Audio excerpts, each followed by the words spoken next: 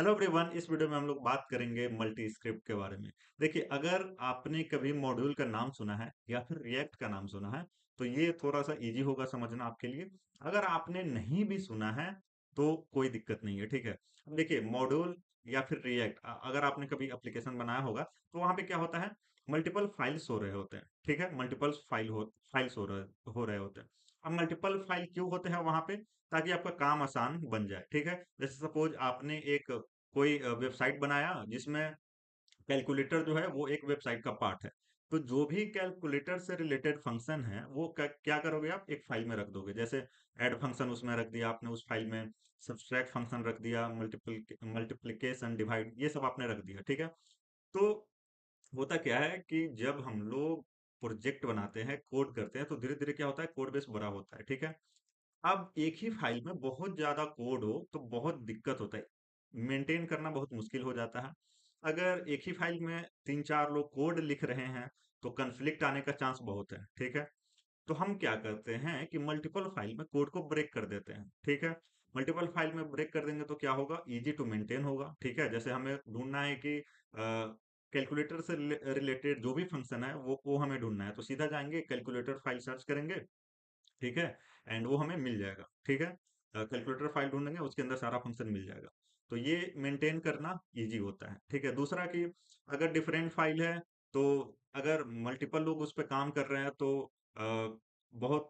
जो लोग हैं वो अलग अलग फाइल पे काम करेंगे तो कन्फ्लिक्ट आने का जो चांस है वो कम रहेगा, ठीक है। क्योंकि हम सपोज हम काम कर रहे हैं मेन डॉट जेएस के अंदर, एक और कोई है जो काम कर रहा है मेन थ्री डॉट जेएस के अंदर, ठीक है। तो कन्फ्लिक्ट आने का चांस बहुत कम रहेगा। तो ये सब चीजें, तो अभी मॉड्यूल आ गया है। एंड अगर हम मल्टी स्क्रिप्ट का बात करें तो यहाँ पे बहुत सारा ड्रॉबैक है, अब तो यूज भी नहीं होता है, मॉड्यूल यूज होता है। एंड मॉड्यूल जो है वो आया था ये सिक्स में, तो उससे पहले क्या यूज हो रहा होगा, मल्टी स्क्रिप्ट, ठीक है।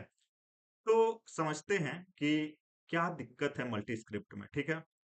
तो हम क्या करते हैं यहाँ पे देखिए, मल्टी स्क्रिप्ट में क्या है कि आप जो भी वेरिएबल फंक्शंस क्लास कुछ भी बनाते हो ग्लोबल लेवल पे, तो वो विंडो ऑब्जेक्ट का प्रॉपर्टी बन जाता है, ठीक है। अब देखिए, हमें पता कैसे चलेगा, तो यहाँ पे मैं क्या करता हूँ, एक फंक्शन बनाता हूँ, ठीक है, ऐड नाम का, ठीक है। सॉरी, यहाँ पे नहीं, नाम मैं यहाँ पे दूंगा, ऐड नाम का एक फंक्शन बना दिया। यहाँ पे क्या करता हूँ, नम वन कॉमा num2 इस तरीके से, ठीक है। यहाँ पे करता हूँ मैं, यहाँ पे रिटर्न कर देता हूँ, क्या करता हूँ, num1 प्लस num2 इस तरीके से, ठीक है। ओके फाइन, सबसे पहले तो मैं आपको दिखाना चाहूंगा कि ये विंडो ऑब्जेक्ट का प्रॉपर्टी बन जाता है। ये आपको पता होगा अगर इसी फाइल में मैं दिखाऊं तो, लेकिन मैं दिखाऊंगा आपको मेन टू डॉट जेएस के अंदर। लेकिन उससे पहले मैं आपको ये दिखाना चाहता हूँ कि देखिए, हमने क्या किया है कि हमने यहाँ पे जो स्क्रिप्ट है वो सीक्वेंस में लिखा है। एक चीज आप ध्यान से देखें, हमने यहाँ पे जो स्क्रिप्ट है वो सीक्वेंस में लिखा है। पहले लिखा है मेन वन, फिर मेन टू, फिर मेन थ्री। ये क्यों लिखा है अभी आपको थोड़ी देर में पता चलेगा। तो देखिए, सपोज हम बड़ा प्रोजेक्ट बना रहे हैं, एंड सपोज हम चाहते हैं कि कैलकुलेटर से रिलेटेड जो भी फंक्शन है वो मेन डॉट जेएस के अंदर रखे, ठीक है। तो आप अगर किसी फंक्शन को एक्सेस करना चाहते हो दूसरे फाइल में, तो वो तभी एक्सेस होगा जब जिस फाइल में आप एक्सेस करना चाहते हो एंड जिस फाइल में वो फंक्शन है उसके ऊपर हो। मैं ये बोलना चाह रहा हूँ कि आप मेन टू में अगर फंक्शन एक्सेस करना चाहते हो तो फंक्शन आपको रखना पड़ेगा मेन वन में। क्यों? क्योंकि मेन टू के ऊपर क्या है, मेन वन। समझ गए आप क्या मैं क्या बोलना चाह रहा हूँ कि सपोज मेन वन में फंक्शन है, हम मेन टू में एक्सेस करना चाहते हैं, तो हमें कहाँ रखना पड़ेगा, मेन वन में। एंड सबसे पहले एग्जीक्यूट मेन वन स्क्रिप्ट को करना पड़ेगा। ये दिक्कत है, ठीक है। और भी बहुत सारा दिक्कत है, ठीक है। तो सपोज यहाँ पे मैं फंक्शन लिख दिया यहाँ पे, एंड यहाँ पे मेन टू में मैं क्या करता हूँ, इसको रन करता हूँ। लेकिन उससे पहले मैं आपको दिखाना चाहूंगा कंसोल करके कि जो भी हम ग्लोबल लेवल पे डिफाइन करते हैं वेरिएबल, वो विंडो ऑब्जेक्ट का प्रॉपर्टी बन जाता है। तो अगर विंडो हम यहाँ पे कंसोल करें एंड वेरिएबल या फिर फंक्शन या फिर क्लास, तो ये विंडो ऑब्जेक्ट का प्रॉपर्टी बन जाएगा। एंड यहाँ पे अगर मैं दिखाऊं तो ऐड नाम का फंक्शन था, तो ये सबसे ऊपर ही यहाँ पे दिखेगा, देखिए, ऐड num1 प्लस num2। एक और चीज, ये सीक्वेंस में होना चाहिए। अगेन मैं क्या बोल रहा हूँ, ये सीक्वेंस में होना चाहिए। अगर सपोज हम यहाँ पे एक फंक्शन बना देते हैं सबस्ट्रैक्ट नाम का, ठीक है। यहाँ पे मैं लिख देता हूँ subs, ठीक है, शॉर्ट फॉर्म। एंड यहाँ पे मैं क्या कर देता हूँ, num1 कॉमा, यहाँ पे लिख देता हूँ num2, ठीक है। एंड यहाँ पे रिटर्न कर देता हूँ num2 माइनस यहाँ पे num1, इस तरीके से, ठीक है। इसको मैं क्या कर लेता हूँ, कंट्रोल से सेव करता हूँ। अभी देखिए, ये विंडो ऑब्जेक्ट का प्रॉपर्टी बन चुका है ऐड फंक्शन, जो मेन में था। तो इसको हम क्या कर सकते हैं, डायरेक्टली यूज कर सकते हैं, ठीक है। तो ऐड को हम क्या करेंगे, यहाँ पे डायरेक्टली यूज कर लेंगे। एंड यहाँ पे हम कॉल कर देंगे 6 एंड 7 देके, एंड इसको क्या कर देंगे, कंसोल कर देंगे। तो इसको कट करके एंड यहाँ पे कंसोल में डाल देंगे, कंट्रोल से सेव करेंगे, तो आउटपुट आ गया 13, ठीक है। लेकिन लेकिन अगर सपोज मैं क्या करता हूँ, मेन में सबस को रन करता हूँ, ठीक है। यहाँ पे क्या करता हूँ, जो हमारा सबस फंक्शन था मेन टू में, यहाँ पे रन करता हूँ, कंट्रोल से सेव करते हैं, तो यहाँ पे एरर आएगा, देखिए, रेफरेंस एरर, सबस इज नॉट डिफाइंड। मतलब हमें क्या समझ में आया, हम तभी एक्सेस कर सकते हैं जब स्क्रिप्ट जो है वो ऑर्डर में, सीक्वेंस में हो, ठीक है। तो अगर सपोज हमें मेन टू में एक्सेस करना है कोई फंक्शन, तो वो फंक्शन किस में होना चाहिए, मेन वन में, उसके ऊपर वाले में, ठीक है। अगर सपोज हमें मेन थ्री में कुछ एक्सेस करना है, तो वो किस में होना चाहिए, मेन वन या फिर मेन टू, ठीक है। एंड जो भी ग्लोबल लेवल पे डिफाइन करेंगे, वो क्या होगा, ग्लोबल ऑब्जेक्ट का प्रॉपर्टी बन जाएगा, ठीक है। होप ये चीज आपको समझ में आया होगा। अब सपोज देखिए, हमने यहाँ पे टू में सबस नाम का फंक्शन डाला था एंड वन में एक्सेस करने का कोशिश कर रहे थे, तो ये नहीं हो रहा था, क्यों?